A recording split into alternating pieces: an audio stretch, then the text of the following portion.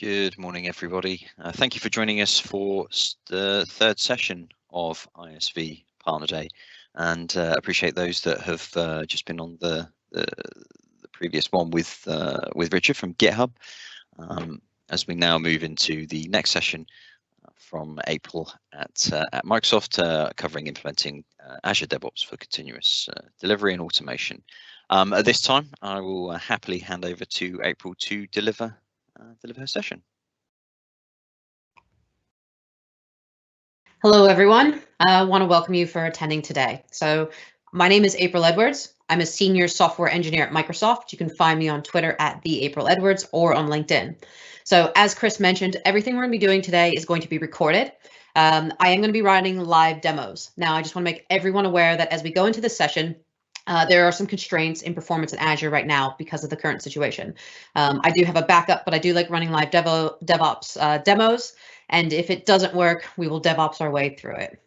So I want to welcome you to managing delivery of your app via DevOps. So today we're going to be deploying applications using A/B testing in Azure, and we're going to be doing that with Azure DevOps and also talking a little bit about GitHub and GitHub Actions. So let's get started.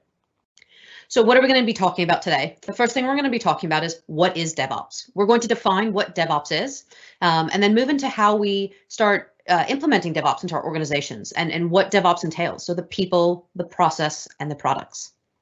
And then we're going to do our live demo, as I promised you. We're going to do DevOps in action. We're going to actually deploy something live and show you how we can do some A/B testing.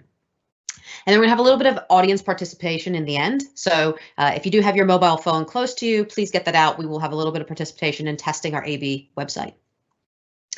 So I'm going to run you through an example of how we've evolved with people, processes, and products. I am going to run a live video. The sound is not required. The sound should pick up with the microphone, but I do apologize if it doesn't. But it's not critical to what we're trying to achieve today.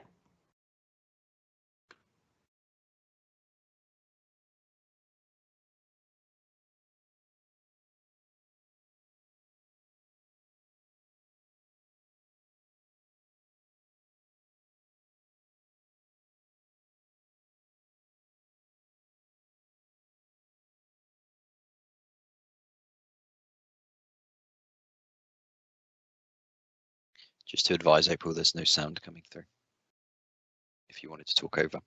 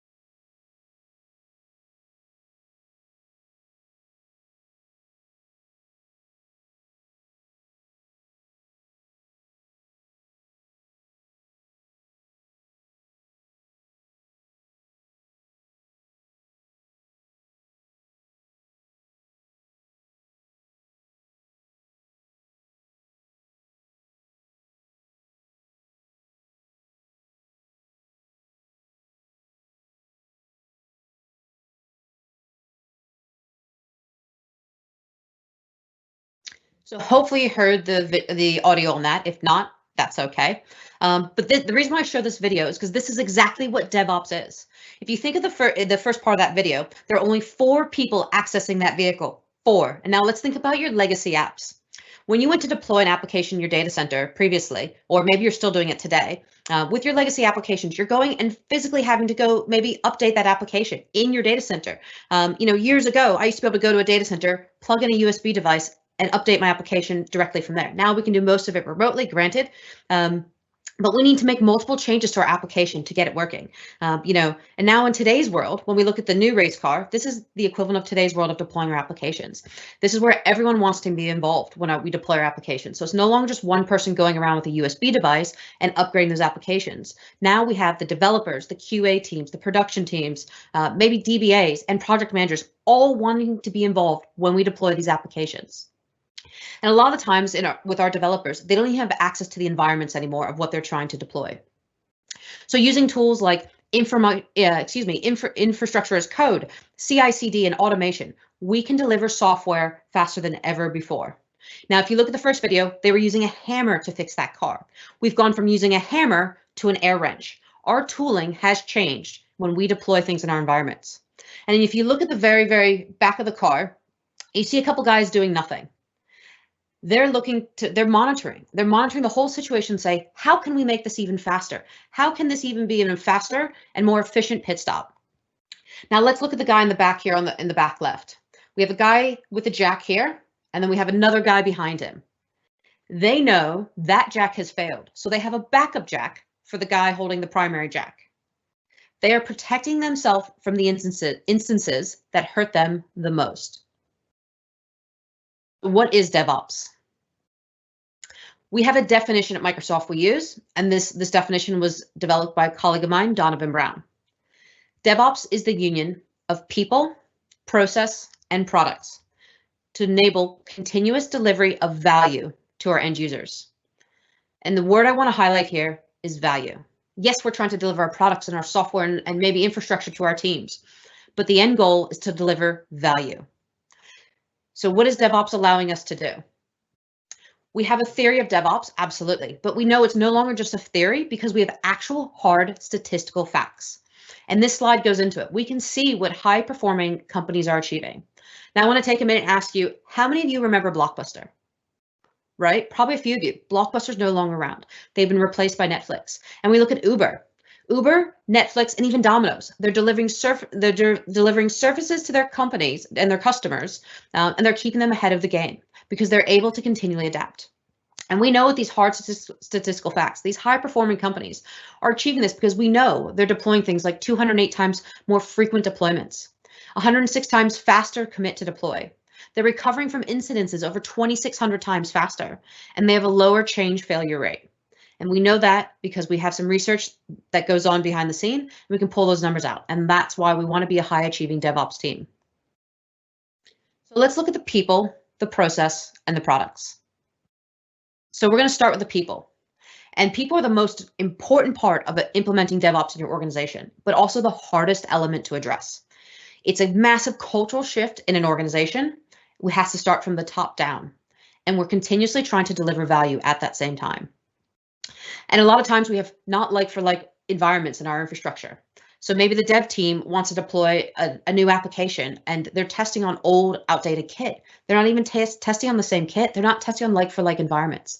There's a clear division from what the developers are trying to achieve and the operations teams. We need to see them working together, and they need to do that to be able to continuously deliver that value. We need to break down the barriers and help those teams achieve that together. Now let's look at the process. There are really 4 steps in the process of DevOps. We have the planning phase, and this is your kind of your dev test area. And then we go to develop and deploy that into the test environments in our second phase. And then we release our code, and then we go into the 4th phase, monitor and learn. Monitoring and learning is absolutely critical so that we know when we monitor our application and what it's doing, we can go into the next reiteration and have really good in-depth knowledge of what it's doing, and we can learn and make changes for the next cycle. DevOps is going to be a continually evolving process. And we also have products. At Microsoft, we want you to be able to innovate and deliver at scale. We have tools that for developers like GitHub, Visual Studio, and Visual Studio Code. And you can deliver those using things like Azure DevOps or GitHub extensions. And then for the operational side, we have things in Azure built for things, for monitoring, like Azure Monitor, Azure Policy to help you deploy things, deploy your resources with all policies attached to it, so you have consistency across your cloud compute platform. We have things like Azure Automation and our Azure Security Center. So how do we deliver CI/CD as another tooling I'm going to talk about Azure DevOps. And Azure DevOps is a great tool. When I go talk to customers, the reality is they're in multiple clouds. They might be on-premise, they might be in AWS or GCP, and Azure.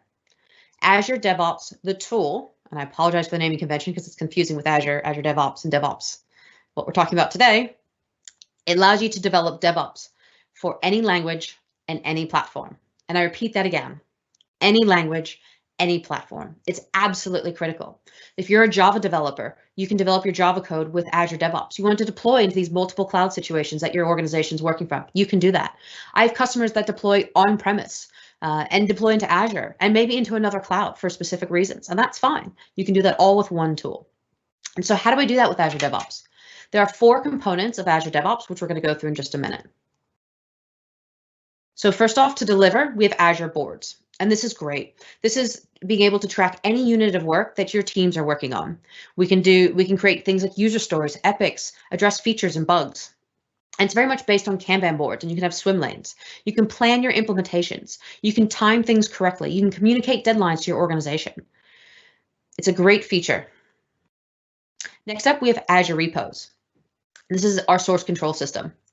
It enables with Git. It uses 2 different versions, distributed version control using Git, or TFVC for centralized version control. You can search your code, create pull requests. The other great thing about Azure repos is it sits within your Active Directory organization. So it's all monitored and secured within your kind of Azure tenant. So you own that data.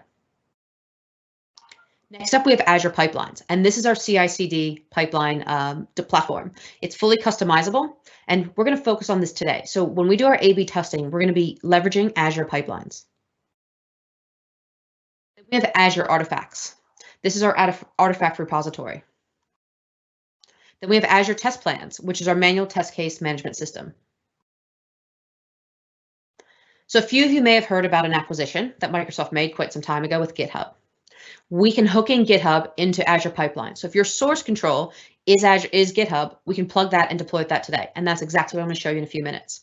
Our code's going to sit in GitHub, and then we're going to deploy it out with a plugin from the marketplace and use an extension to deploy into Azure DevOps for our pipelines. So I'm going to give you a bit of a scenario about what we're going to deploy today. So we have an organization at Microsoft we call Tailwind Traders. It's our fictitious organization, but it's a real life example. We have a dev team and we have an operational team. And we want to see each team, what can they bring to the table? Our devs are going to bring in things like their code and unit testing. They're going to own the GitHub repo potentially, and they want to enable CI/CD automation completely for the organization. Our operations team is going to manage that Azure DevOps project, maybe the boards, etc. So they have Kanban boards, they have scheduling down, project scheduling.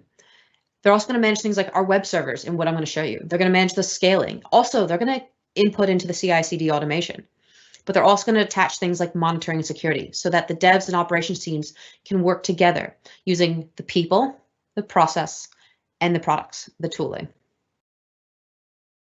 So let me give you our scenario that we're going to walk through in a minute. We're going to do a shipping cost experiment. So I talked to you about Tailwind Traders. So I'm going to go to our website.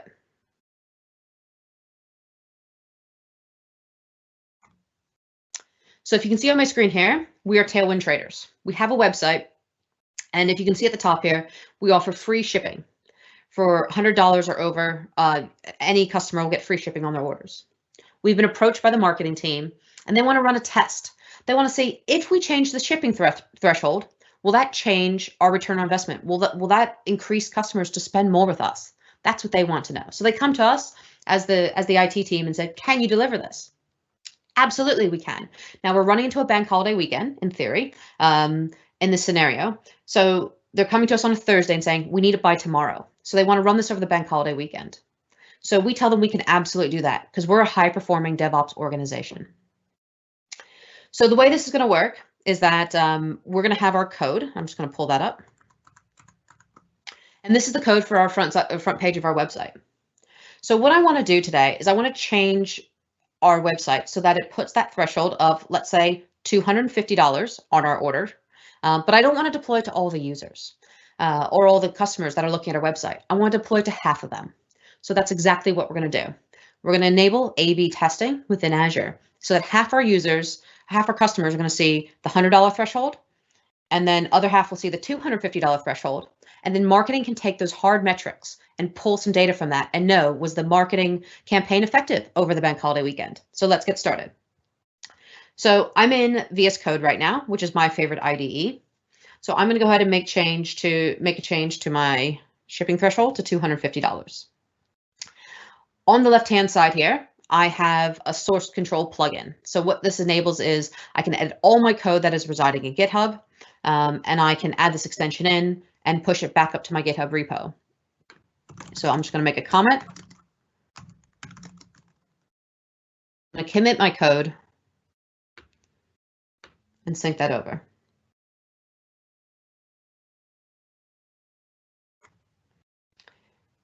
So if I go into my Tailwind Traders repo in GitHub, I should be able to see the commit that we just made right here.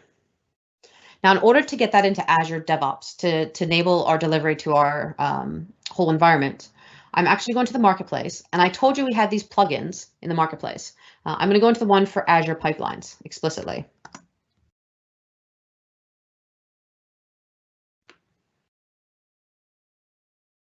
So I have already pre-configured access, but we're going to go through the majority of this before. So there's a token that authenticates from the GitHub side to my Azure DevOps subscription as well. So I'm going to hit configure. I need to authenticate back into GitHub. And what it's going to do, it's going to pull up the Azure Pipelines webpage. So this will enable me to keep my code in GitHub. I don't have to use the Azure repo. While we did discuss it's a feature of Azure DevOps, we don't actually have to use it. We can keep our code where it resides today. So I'm going to go down here. I'm going to give read-write access to my repository.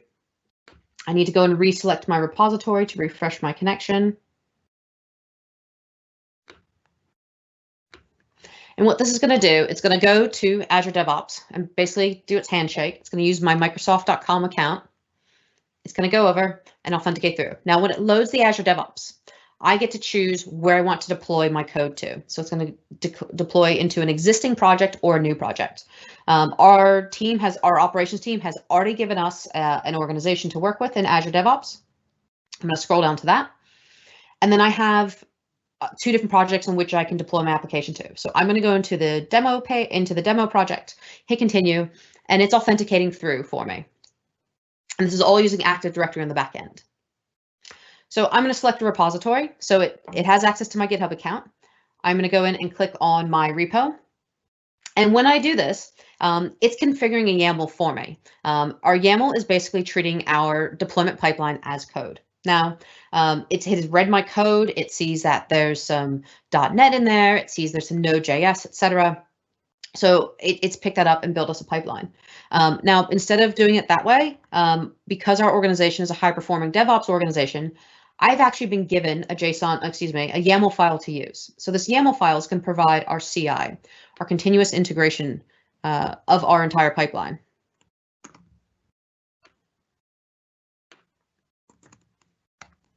So I'm just going to copy and paste that YAML in. Now, the YAML file can be very specific to any organization. Well, Azure DevOps has said, you have this type of code, we'll help you get that deployed. You can put things in like, what you want to test in your code. You can build in tests. There's all sorts of plugins for testing, any kind of command you might have, or, packaging things like Docker, etc. That can all run in your CI. So this is your continuous integration pipeline.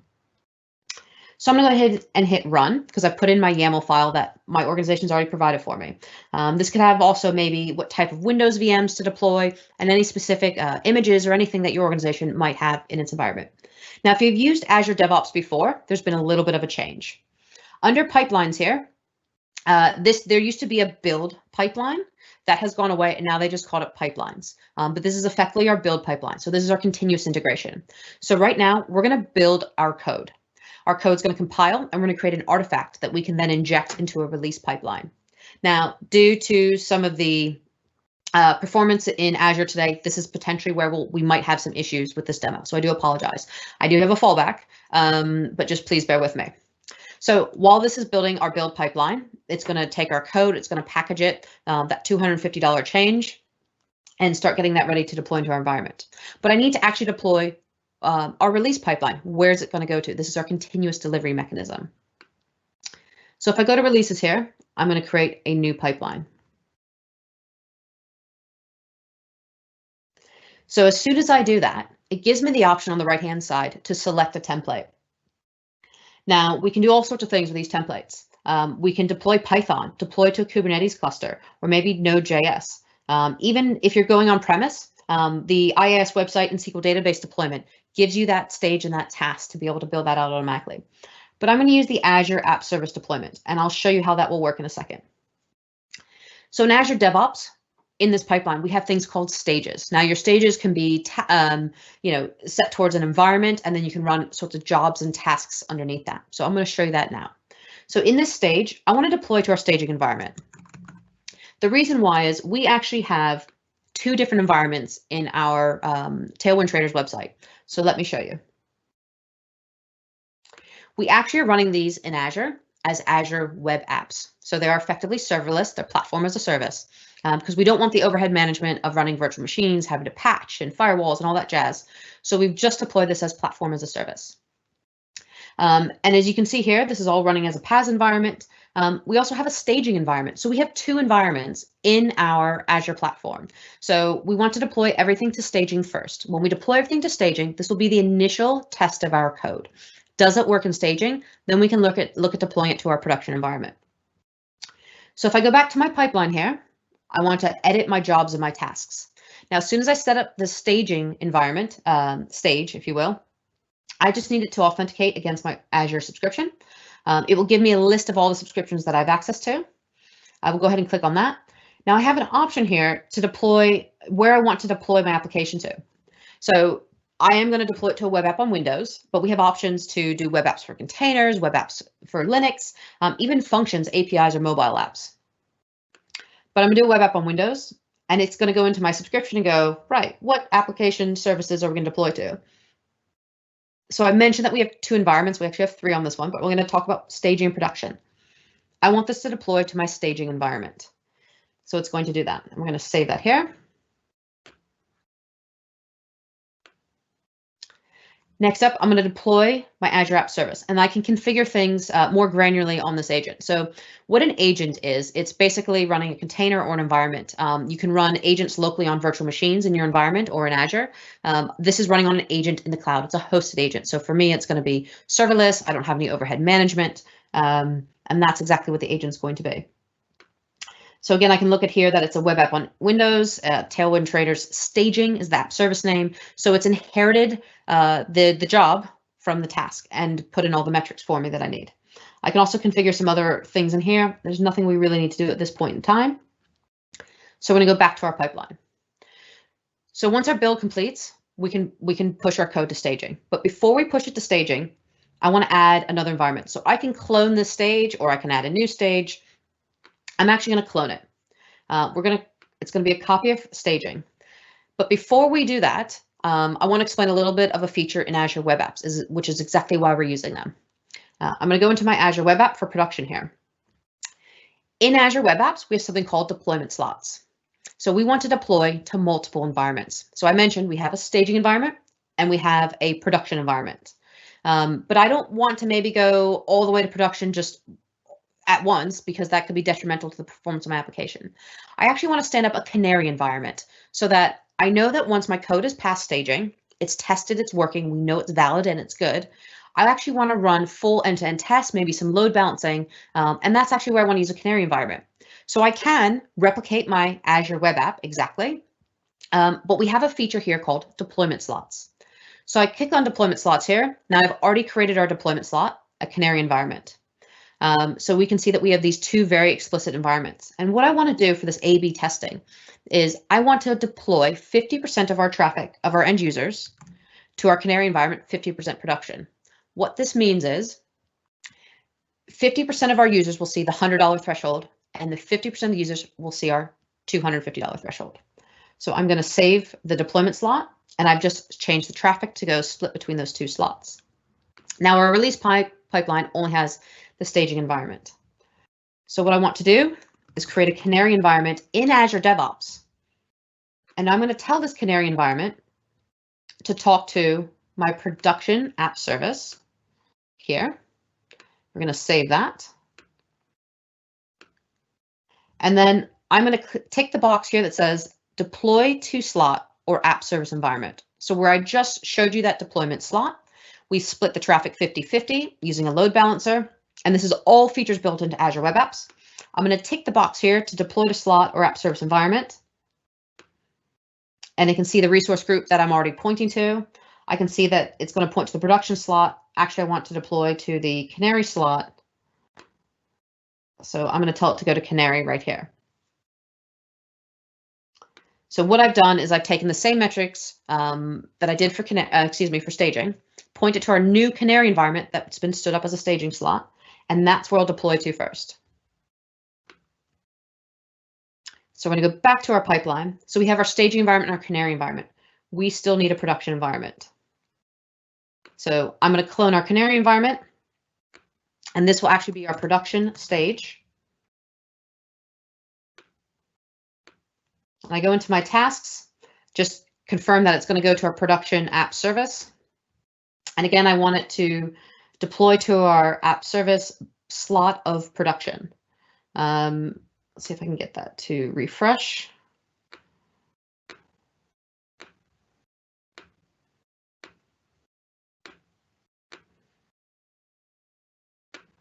So I found an interesting little issue that if you clone a certain slot, it doesn't, for whatever reason, pick up the other slot. So I'm actually going to delete the production stage at the moment, which is absolutely fine because these are so easy to recreate. Now I can add a new slot here. I can add a stage here. Again, you have the same option to add new stages or clone new stages. So I could run something in parallel. So while I'm running to staging, I could run other tests or other tasks to my environment. But we're not going to do that for today.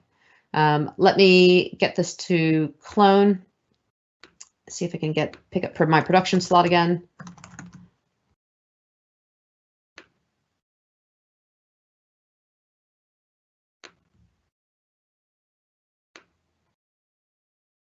See if I untick the box, it lets me to pick the proper slot now. Doesn't.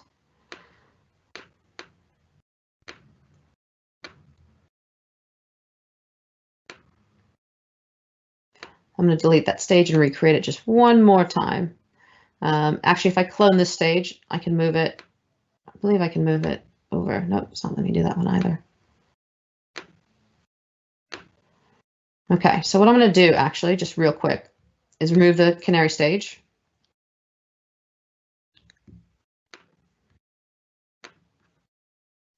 Go back to our pipeline. Oops.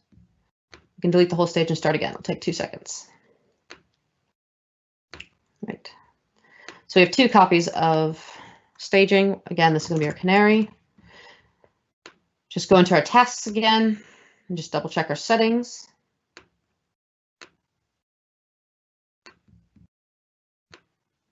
So it seems that Azure DevOps, once it picks up the resource group and the production slot, and the staging slot, it seems to be a bit finicky about cloning that. And that's something I've found.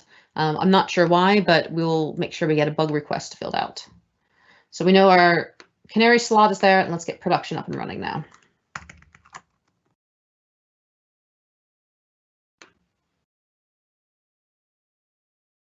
We want to make sure we're going to our production slot, deploying our app service, again, deploying to our slot, and it will pick up the refreshed slot of production right down there. Great. So we're DevOpsing on the fly today. Thank you for your patience. So we've built our 3 stages. We have our staging environment, which you saw our staging web app. We have our Canary environment, which is a deployment slot, but it's an exact replica of our website from production. And then we have our actual production environment. And we've pointed our Azure DevOps to go to those web apps.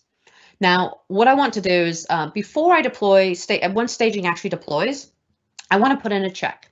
We have post-deployment conditions built into Azure DevOps here.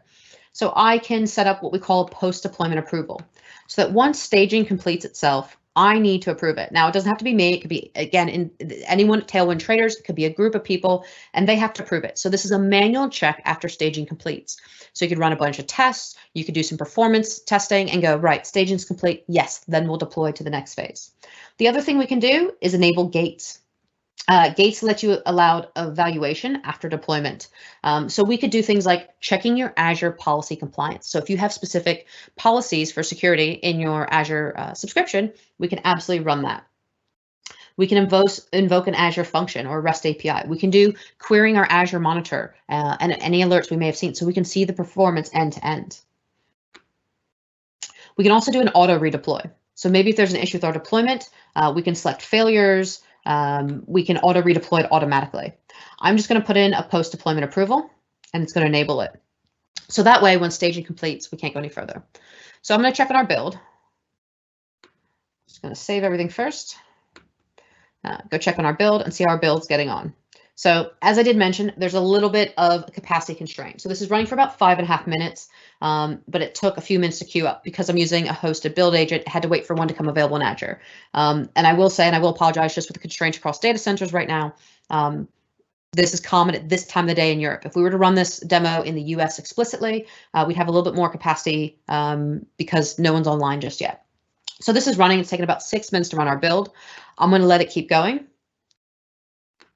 Click on our release pipeline that we've been working on. So I've put in a post-deployment check after staging. I want to put on a pre-deployment check before it goes to production. So after it goes to staging, I want to give a visual approval. And then next up, I want to go to our Canary environment and do full testing. But I don't want it to go to production just yet. I want to put pre-deployment conditions in. Now, the pre-deployment conditions are really good and allows us to maybe after a release or after a stage, again, we can also make them a manual trigger. We can say, right, after this is completed, can't go any further. And we can put pre-deployment conditions in after certain stages. So I've ticked Canary, we're going to leave it there. We can add a schedule or do pull request deployments and all sorts of, again, you have the gates and the same pre-deployment approval that we had before. So I'm going to add a pre-deployment approval because what I want to do is I want to give a visual check that my environment's performing as it should in Canary before I deploy it to production. So we've set that up. And where it says artifact on the left-hand side here, this is going to be the CD enablement. So the CI, the continuous integration, is the build of our code in that pipeline. Our code's going to build, it's going to produce an artifact, and we're going to pull that artifact, i.e. it's going to be a package of our code, ready to go, fully tested, into that artifact ready to release. So let's see how we're getting on in our build pipeline.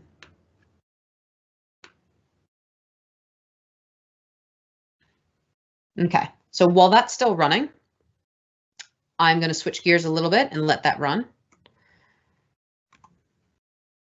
So when we talk about Azure DevOps and the product and DevOps in general, we tell customers, you know, you can keep your investments. You don't have to just move everything over to Azure DevOps.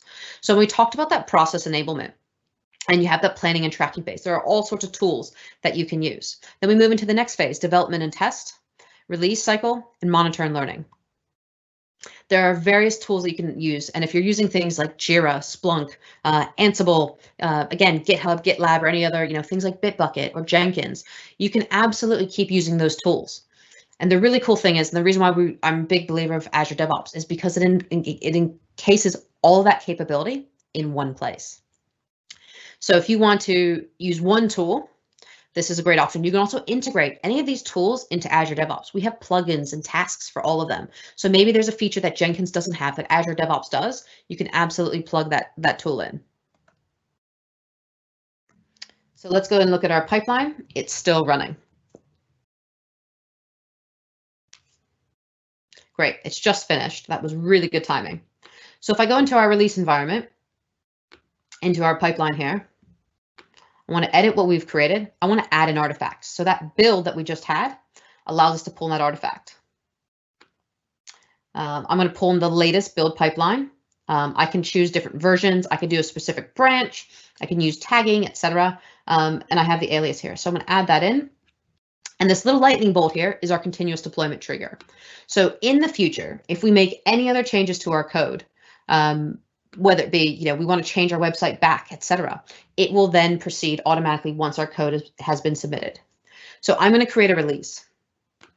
So as this release keeps going, we can actually watch our deployment go. I can click on the staging and see all the items that are happening on this job.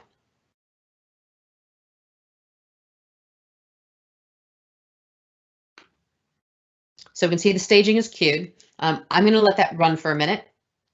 The other thing I'm just going to talk about real quickly is GitHub Actions. So that went generally available in November of last year. So I'm getting my years mixed up already. That went generally available. And I have a lot of customers that ask, do I use GitHub Actions or do I use Azure DevOps? And the answer is, they're not quite the same product. I love GitHub Actions. They have their use, but there's a lot of features that GitHub Actions doesn't have. So if you want to use things like Azure boards and a lot of the testing plans, not all those features are quite in GitHub at the moment. So it really depends on your use case as an organization. And I'm always happy to answer those questions and maybe see where you're at as an organization. Right, so our staging environment's still queuing. I do apologize for that. It's going to take a bit of time just because of the latency. It is middle of the day here in Europe, and this is running out of the European data centers. So I also just want to talk a little bit about Jenkins. So I talked to you about bringing your projects to Azure DevOps and into Azure. Jenkins has a great website here that allows you to look at what they're deploying today. So they show their build queue. The actual Jenkins products and pipelines all sit in Azure. So we have a really close working relationship with Jenkins. So that's a great place. It's a really good place to be. And we have a, you can always have a look at this website if you want to take down the link right here and have a look at those down the road. Right, so we have our staging being deployed right now, which is great. It's taking a little bit. So you can see that's deploying, downloading our artifact as we have going. It's going to run the agent and it's deploying our new code to that Azure app service. And hopefully it should be ready in just a moment. Great. So we can see that approval has come online. I can see all the steps that my staging environment has taken. Just due to time, I'm going to approve it and then explain what I've done. I can reassign this task. I can see that my approval is going to time out in 30 days. I can also see all the logs of everything I've deployed. I can also reject that approval. So if I find that maybe staging didn't perform properly, I can absolutely reject it. So I'm going to go up to our staging website. So if you see at the top here, this is the staging, Tailwind Traders staging.azurewebsites.net. If I go ahead and reload it,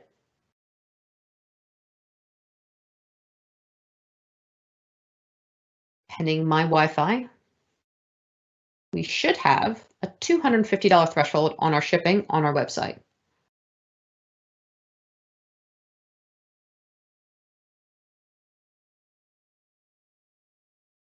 There we go, $250. Now, we are deploying to our Canary environment right now, so I'm going to go back into Azure, click on that Canary staging slot, and it gives me a URL for that website as we speak. So if I go back to my pipeline, I can see that staging has succeeded. So at this point, as our organization, what I usually do in this demo and in real life is I can say, right, this is our staging environment. We know it's all working. We can look at all the metrics in Azure itself. I can go to the website and it's performing. We can see the change has been made. We can also just test our website, see if anything else is going on. And then we would normally approve that change in Azure DevOps. Just due to time, I push that change a little bit faster. So I can see in our pipeline that it succeeded and our Canary deployment is also live and online. So if I go to our Canary website, as you can see here, and I click refresh, we should also see a $250 threshold. There we go. Now, I promised everyone a little bit of interaction today. So you can go to this website, aka.ms/mod50demo, or take a photo of the QR code. This is usually where I will ask everyone to maybe raise their hand. Who's seeing which website? Are you seeing the $100 or the $250? Because we're running this virtually, please feel free to either raise your hand in the Teams channel or make a comment of which one you're seeing. So you can also fill out the comment chat, the comment line, and contribute there as well. So we should have a 50-50 split because we're hitting the front end load balancer, and it should literally be directing traffic to 50% of our Canary environment and 50% to production. So there we go. That is the demo for today. So I just want to review what we went over and what we spoke about. So the first thing we talked about, what is DevOps? We defined DevOps. We talked about the people, the process, and the products, and how we can achieve DevOps. Then we just did the demo of DevOps in action. So we completed A/B testing in Azure. We used staging slots, and we deployed it via Azure DevOps, live and on the fly. And the fourth thing is keep your investments. If you're using things like Jenkins or Jira, etc., you can integrate them into Azure DevOps and bring them into Azure as well. And everyone wants to know, how can we learn further? Where can we go from here? We have Azure DevOps Labs on Channel 9. We also have the DevOps Lab. There's tons of videos. We also have Microsoft Learn. It's MS Learn. Great free training and learning resources. We also have a website called AzureDevOpsLabs.com that walk you through different tutorials and scenarios to deploy into Azure DevOps. They'll walk you through it, give you great demonstrations. We also have Microsoft Docs, docs.microsoft.com, where we have everything in Azure fully documented, as well as the Azure DevOps piece. So I want to thank you all for attending today. Again, my name is April Edwards, and I'm happy to open this up to any questions or anything in the last few minutes that we may have. Thank you, April. If you can see the Q&A, there's a number of questions that have been asked throughout your presentation today. Yes, I am just going through those now.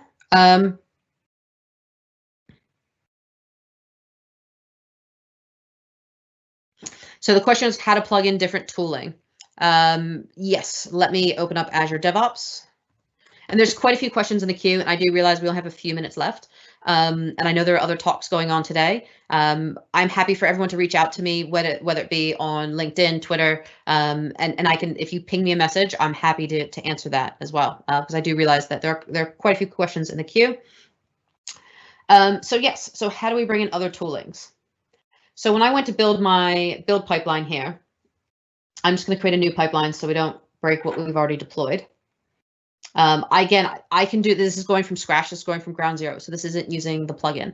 I can say, maybe my code's in Azure Repos Git, or maybe it's in GitHub or Bitbucket, etc. And I choose that. I'm just going to tell it, yes, you can authorize my GitHub account. And then I'm going to choose my repository and choose my YAML. So I have different repos we can choose from. I'm just going to pick one. And it's going to give me that pre-configured YAML. And it's going to write back to the Azure Pipelines piece. I'm just going to let it run through.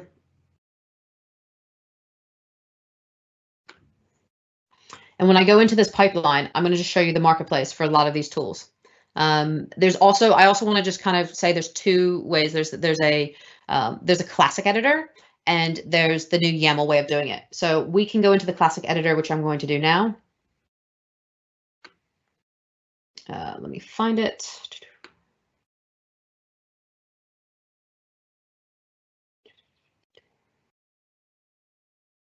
I think I have to go back a step, sorry.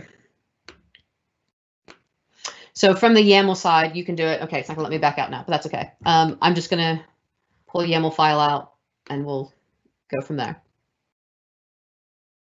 Sorry. Let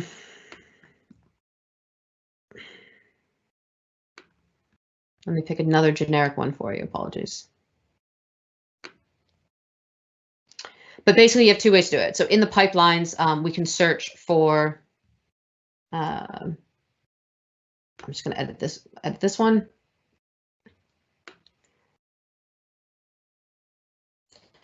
On the right-hand side here, we have tasks. So we can add those tasks in, you can hook them in. In the classic editor, you have a very similar marketplace in Azure DevOps where you can search for them as well. I do apologize. But let's say if you're deploying some type of code, etc., you can do that. You can do all sorts of plugins, maybe for security, things like Pester, etc. I believe this one already has Pester in it, so it's not going to pull it up. But you can search in the tasks and hook those in. And there's certain features that you want to enable in. That's another discussion point, but we can take that offline and talk about that as well. Yes, another question was about someone who's a software manager is managing multiple projects on the fly. So Azure boards, from the organizational view, you can hook those all in. Now you can, I don't have any boards set up for this current project, but you can set up boards for each project. You can output in Azure DevOps, or you can output it in Power BI. We're looking for the feature to come to have all your projects in one single pane of glass view within Azure DevOps. It's not quite there yet, but yes, it would absolutely be worth seeing. Give us that feedback as well, because I know my team's actually struggling with that as well, because we work on multiple projects. It's not quite a feature that's built in yet. Plans for locally hosting DevOps. So we have DevOps server. We have Azure DevOps server, so what used to be TFS. So you can do that as well. And you can run your agents locally on your machines, on VMs in your data center, or you can run it on the hosted agents. So I'm working with a customer right now where we have hosted agents for the initial part of the project, for the initial pipeline, and then it deploys Azure DevOps agents into virtual machines in Azure. We have an Ubuntu Linux machine and a Windows VM as well. I realize we're getting near the end of time. Chris, I'm respectful of that. I'm assuming that I won't have time to answer all of these, but I'd like to speak to everyone afterwards if that's possible, or should we have them ping me when they're Of course. So a couple of options. Obviously, they can reach out to you directly on social media. But additionally, there's routes through Grey Matter I've just pulled up on screen. So that's info@greymatter.com through the phone number, and additionally through the LinkedIn community. So yeah, if your question's not been answered, please feel free to use either of these. So directly with April or via ourselves, and we'll channel through to you, April.